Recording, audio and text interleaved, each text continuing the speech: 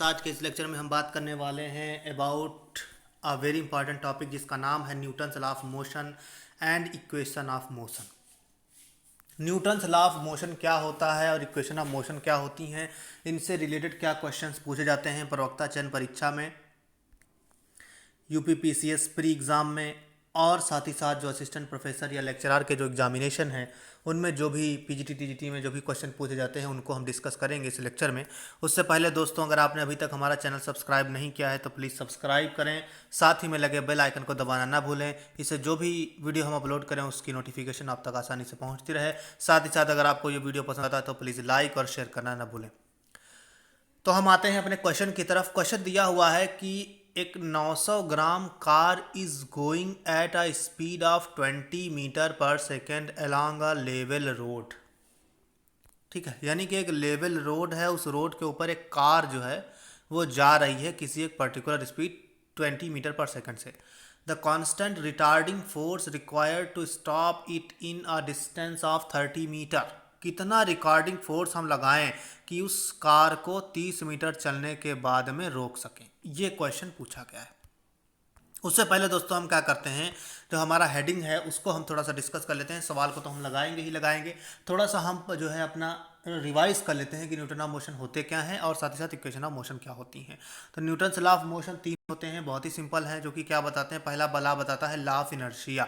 Law of inertia मतलब जड़त्व का नियम, यानी कि कोई भी अगर वस्तु है, कोई भी अगर बॉडी है तो वो अगर अपने किसी भी स्टेट में, यानी कि अगर वो गतिशील है या विराम अवस्था में है, यानी कि स्टैटिक और डायनामिक है, तो वो उसी अवस्था में बनी रहती है, उसी स्टेट में बनी रहती है जब तक हम उसके ऊपर कोई बाह्य बल ना लगाएं या कोई बाह्य एक फोर्स, एक एक्सटर्नल फोर्स अप्लाई ना करें, तब तक उसकी वो अवस्था बनी रहेगी। इसको कहते हैं लॉ ऑफ इनर्शिया, क्योंकि ये जड़त्व को डिफाइन करता है। दूसरा नियम है हमारे पास में फोर्स लॉ। इसमें ये बताया गया, न्यूटन ने बताया था, इसको दो तरीके से डिफाइन करते हैं। तो ये होता है कि force is equal to product of mass and acceleration, और also it is defined as force is equals to dp upon dt, यानी कि जो rate of change of momentum होता है विद रिस्पेक्ट टू टाइम, इसको क्या बोला जाता है, फोर्स बोला जाता है। तो ये दो तरीके से डिफाइन होता है second law of Newton. Third law of Newton क्या है आपके पास में, थर्ड लॉ ऑफ न्यूटन बताता है action and reaction law. Action and reaction का मतलब है अगर आप किसी भी बॉडी के ऊपर कोई फोर्स लगाओगे तो यहाँ पर एक इक्वल एंड अपोजिट डायरेक्शन में रिएक्शन आपको देखने को मिलेगी। This is called action reaction law. इसके बहुत सारे एग्जांपल हैं, घोड़ा गाड़ी वाला ले लीजिए, और बहुत सारे एग्जांपल आपको देखने को मिल जाएंगे। अब हम जो नेक्स्ट हमारा जो टॉपिक है उसका नाम है इक्वेशन ऑफ मोशन। इसमें कुछ नहीं है, इक्वेशन ऑफ मोशन क्या होती है, यानी कि गति के समीकरण क्या होते हैं। तो कोई भी समीकरण, कोई भी इक्वेशन जो क्या डिस्क्राइब करती है, behaviour of physical system in terms of motion as a function of time, यानी कि वेलोसिटी को, एक्सीलरेशन को टाइम से रिलेट करने वाली जो इक्वेशन एक तरीके से कहिए वो क्या कहलाती हैं, इक्वेशन ऑफ मोशन कहलाती हैं। और एक दोस्तों एक बहुत इंपॉर्टेंट बात होती है कि ये जो इक्वेशन ऑफ मोशन होती हैं वो एक एक्सीलरेशन की एक पर्टिकुलर कंडीशन के लिए वैलिड होती हैं। अब वो क्या कंडीशन होती है, एक्सीलरेशन कैसा होना चाहिए नेचर में, उस नेचर को आपको कमेंट बॉक्स में कमेंट करके बताना है कि मतलब एक्सीलरेशन का नेचर कैसा होना चाहिए जब ये इक्वेशन ऑफ मोशन वैलिड होती हैं। अगर आप लोगों को पता है तो हमारे कमेंट बॉक्स में जरूर कमेंट करिए, अगर नहीं पता है तो आप हमारे कमेंट बॉक्स में कमेंट करके पूछ भी सकते हैं, आपको आंसर दिया जाएगा। फिलहाल तो इस लेक्चर में मैं ये प्रोवाइड नहीं करूंगा, बस मैं ये बताऊंगा कि इक्वेशन ऑफ मोशन क्या होती हैं। v equals to u plus a t होता है, और अगर मैग्नीट्यूड के टर्म में लिखें तो v equals to u plus a t हो जाएगा, बस ए वेक्टर के नोटेशन सर जाएंगे। इसी तरीके से सेकंड इक्वेशन है s equals to u vector dot t plus half a t square, और मैग्नीट्यूड के टर्म में ये हो जाएगी आपके पास में थर्ड लॉ। इस तरीके से आप v square equals to u square plus two, ज़्यादातर हम लोग इसमें मैग्नीट्यूड के टर्म में इस्तेमाल करेंगे तो कोई प्रॉब्लम नहीं। अब हम आते हैं अपने क्वेश्चन की तरफ। क्वेश्चन हमारा था कि 900 किलोग्राम द्रव्यमान की एक कार समतल सड़क पर 20 मीटर पर सेकंड की चाल से गतिशील है। इसको 30 मीटर दूरी में विराम अवस्था में लाने के लिए, विराम अवस्था में लाने का मतलब क्या है कि जो इसकी फाइनल वेलोसिटी है v वो हो जाएगी 0, विराम अवस्था में यही हो जाएगा, ये दिया हुआ है इनिशियल स्पीड। और मंदक बल लगाना है, यानी कि जो फोर्स आएगा वो कैसा आएगा, निगेटिव आएगा। ये दो चीज़ें आपको ध्यान में रखनी है। अब क्या क्या दिया हुआ है वो नोट कर लेते हैं। सबसे पहले मास दिया हुआ है 900 kg, वो नोट कर लिया। स्पीड जो है इनिशियल स्पीड 20 पर मीटर सेकंड है वो दिया है।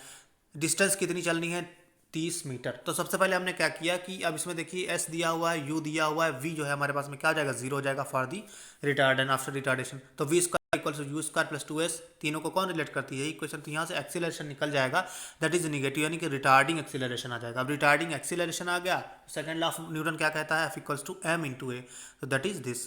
तो सेकंड लॉ ऑफ न्यूटन हमारे पास में है ही है, उसमें रख देंगे मास की वैल्यू 9000 है, ये सॉरी 9000 है यहाँ पर, और इंटू दिस 400/60, तो ये कैंसिल कर देंगे तो 6000 न्यूटन। ये माइनस क्यों आ रहा है, माइनस इसीलिए आ रहा है because it is a retarding force. तो ऑप्शन आपके पास में क्या हो जाएगा, ऑप्शन इज ए। तो अब आपको समझ में आ गया होगा, बस खाली क्या करना है, इक्वेशन ऑफ मोशन को और न्यूटन लॉ को यूज़ करना है और आप आसानी से सॉल्व कर सकते हो क्वेश्चंस को। अब नेक्स्ट क्वेश्चन की तरफ आते हैं। इसमें कहा गया है हमारे पास में कि अगर आपके पास में जो भी है कि वेलोसिटी है, average velocity in first second for a ball thrown upward with 20 metre पर सेकेंड वेलोसिटी विल बी, यानी कि इनिशियल वेलोसिटी आपने दे रखी है, यानी कि u दे रखा है, स्मॉल t भी दे रखा है, आपको निकालना क्या है, स्मॉल v निकालना है, एवरेज स्पीड आफ्टर 1 सेकेंड।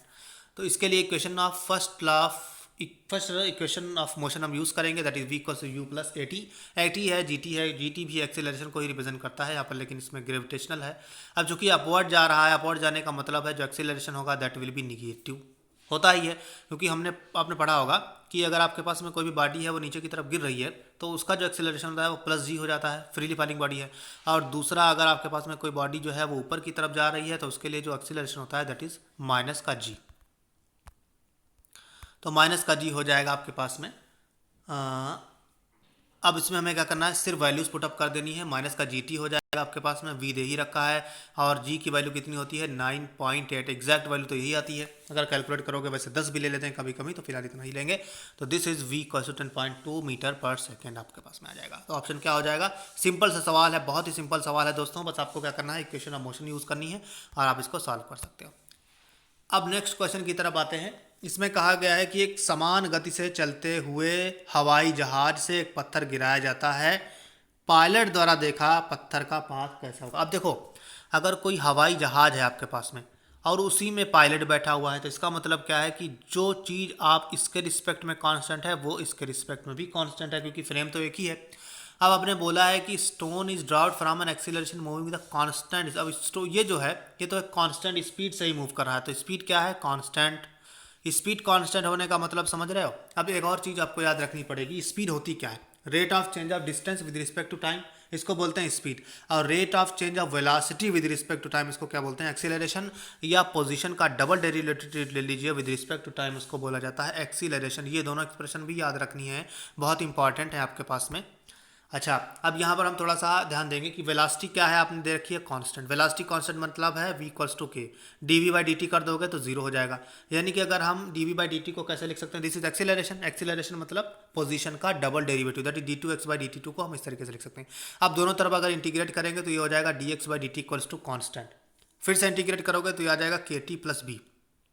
तो पोजीशन का टाइम के साथ कैसा रिलेशन है, लीनियर रिलेशन है। लीनियर रिलेशन क्या रिप्रेजेंट करता है, स्ट्रेट लाइन को रिप्रेजेंट करता है। तो इसका मतलब है कि जो पाथ होने वाला है आपके पास में वो हो जाएगा स्ट्रेट लाइन, पैराबोलिक, हाइपरबोलिक या आर्क ऑफ सर्किल, इस तरीके का कुछ नहीं होने वाला है, it will be a straight line because constant velocity से मोशन हो रही है। बहुत इंपॉर्टेंट है, आपको याद रखना है हमेशा के लिए। अब हम जो अभी हमने प्रीवियस स्लाइड में जो दो फार्मूले लिखाए थे आपको, ये वाले, ये बहुत इंपॉर्टेंट फार्मूले हैं स्पीड के और एक्सीलरेशन के, इसी पे बेस्ड बहुत सारे क्वेश्चन आपको देखने को मिलेंगे। तो अब हम आते हैं अपने नेक्स्ट क्वेश्चन की तरफ। क्वेश्चन हमारा है कि बॉडी हुज डिस्प्लेसमेंट दिया हुआ है इस तरीके से, y equals to -2/3 t square plus 16t plus 2, ये हमारे पास में दिया हुआ है डिस्प्लेसमेंट, ठीक है। अब करना क्या है कि एक वस्तु जिसका विस्थापन दे रखा है इतना, कितने समय के पश्चात वो विराम अवस्था में आ जाएगी। अब विराम अवस्था में आने का मतलब वेलोसिटी जो है वो आफ्टर सम टाइम जीरो हो जाएगी। अब वेलोसिटी जीरो होने का मतलब है कि D by d T, rest मतलब यही है कि जो डेरिवेटिव होगा पोजीशन का विद रिस्पेक्ट टू टाइम वही जीरो हो जाएगा। और हमारे पास में डिस्प्लेसमेंट दे ही रखा है, इसको टाइम के साथ डिराइव करके इसको जीरो के इक्वल कर दीजिए।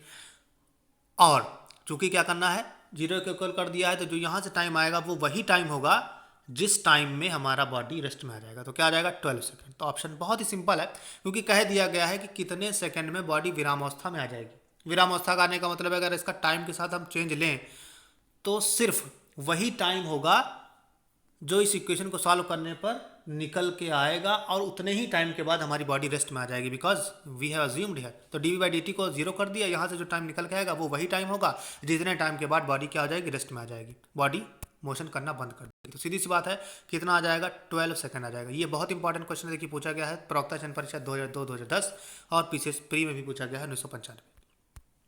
नेक्स्ट क्वेश्चन, इसमें कहा गया है कि अगर कोई एक कार है जिसका मास है 1000 kg is moving with the speed of 30 metre पर सेकंड, यानी कि 30 मीटर पर सेकंड की स्पीड से कार जो है मूव कर रही है। अब यहाँ पर भी वही है कि ब्रेक्स को यूज़ किया गया। ये थोड़ा देखिए थ्योरेटिकली तो देखने में थोड़ा कठिन लग रहा है, कठिन लग ही रहा है कि 10,000 किलोग्राम द्रव्यमान की एक कार 30 मीटर पर सेकंड के चाल से गति कर रही है।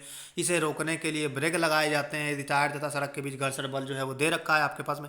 घर्षण बल का मतलब क्या है, ये एक तरीके का रिटार्डिंग फोर्स है। रिटार्डिंग ही होता है कि आप बॉडी जा रही है, घर्षण बल क्या होता है, अपोजिट डायरेक्शन में लगता है, जेट इज रिटार्ड करता है मोशन को। तो कार को रोकने में कितना समय लगेगा आपके पास में, पहले हमने क्या निकाला था, रिटार्डिंग फोर्स निकाला था प्रीवियस क्वेश्चन में। अब हम यहाँ पर टाइम निकालेंगे। तो सबसे पहले आप क्या करिए, क्योंकि यहाँ पर दे रखा है मास दे रखा है, यू दे रखा है, कहा गया है कि ब्रेक्स लगाने के बाद बॉडी स्टॉप हो जाती है, तो क्या हो जाता है, फाइनल वेलोसिटी जीरो हो जाती है। अब वेलोसिटी, एक्सीलरेशन और टाइम को रिलेट करने के लिए एक ही क्वेश्चन है, that is v equal to u plus a t. अब ए तो दे ही रखा है आपके पास में, from the second law of Newton क्या होता है, एफ अपॉन एम। अब चूंकि ये ब्रेक्स लग रहे हैं, रिटार्डिंग नेचर का होगा तो माइनस का होगा, सीधी सी बात है। तो हमने minus f upon m to t रख दिया। एफ दे रखा है आपके पास में, यहाँ पर हमने नोट नहीं किया है, बट एफ इज गिवन कितना है आपके पास में, 5000 न्यूटन। ये देखिए एफ जो है वो 5000 न्यूटन दिया है आपके पास में। तो एफ इज 5000 न्यूटन। तो यहाँ पर क्या आ जाएगा आपके पास में, 1000 है आपके पास में और अपॉन में दिस, तो ये आ जाएगा 6 सेकेंड। सिंपल सा सवाल है, आपको सिर्फ वैल्यूज रखनी है। और यहाँ पर आप इसको, एक और फार्मूला होता है उसको आवेग से भी लगाया जा सकता है, यानी कि f dot t equals to m v. तो वहाँ पर भी वही सवाल आएगा आपके पास में, वही फार्मूला है, वही आपका आंसर आ जाएगा। तो ऑप्शन क्या हो जाएगा आपके पास में, 6 सेकेंड। 6 सेकंड में हमारी बॉडी क्या हो जाएगी, रुक जाएगी। बिल्कुल वही सवाल है, बिल्कुल वैसे ही आपको सॉल्व करना है। बस आपको यहाँ पर क्या करना है, टाइम निकालना है। और जो हमने प्रीवियस क्वेश्चन में डिस्कस किया था, जो कि यहाँ पर है आपके पास में, पहले ही स्लाइड में जो हमने डिस्कस किया था, तो थोड़ा सा यहाँ पर ये वाला क्वेश्चन जैसे कि था, 900 ग्राम का moving speed this level constant regarding force required to stop. अब यहाँ पर फोर्स निकालना था, तो सेम हमने वही अप्लाई किया था अपना, यहाँ से एक्सीलरेशन निकाला था और मास से मल्टीप्लाई कर दिया था। बिल्कुल वही वाला फॉर्मूला यहाँ पर लगा देना है। यहाँ पर थोड़ा सा टाइम का रिलेशन है, बस बाकी कुछ नहीं करना है। तो दोस्तों, अगर आई थिंक आपको ये वीडियो पसंद आई होगी, अगर आपको वीडियो पसंद आती है तो please like, share and subscribe and hit the bell icon for more updates. Thanks for watching.